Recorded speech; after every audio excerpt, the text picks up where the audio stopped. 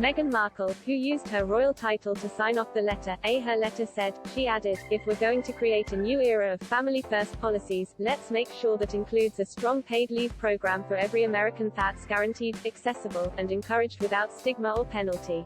The decision was made by President Biden and his counterparts to decrease funding for a national paid family leave program in a scaled-back version of the bill. The Build Back Better Act will provide 4 weeks of paid leave benefits instead of the original 12. Royal commentator Angela Mollard spoke to the Australian morning program Sunrise hosts about the letter.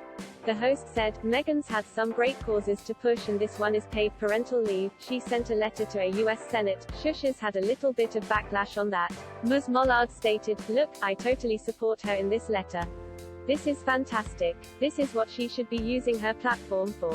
She talks about being overwhelmed and overjoyed when Lilibet was born, but then she goes on to make the point that many families aren't as lucky as her. In terms of support, now we know America does have no paid parental leave system. Where I think she went wrong, is she wrote a 1,000-word letter. Nobody needs to write a letter that long when you're trying to make a point."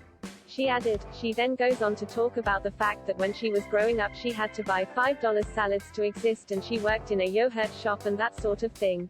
Making the point that she was sort of in poverty as well. Now the critics have come out and said, well actually you went to a $16,000 a year school and your dad was a celebrated lighting director. So, I think that is where she makes her. She has a point to say and then she seems to always need to embellish the story, and I think that's where Shush has gone wrong here. Meghan has also been slammed for her use of her Duchess title in the letter. The royal family has always been famously apolitical, with the Queen never involving herself in politics. Since stepping down as senior royals, Meghan and Harry have become increasingly more involved in politics, with Buckingham Palace releasing statements distancing themselves from the pair's opinions.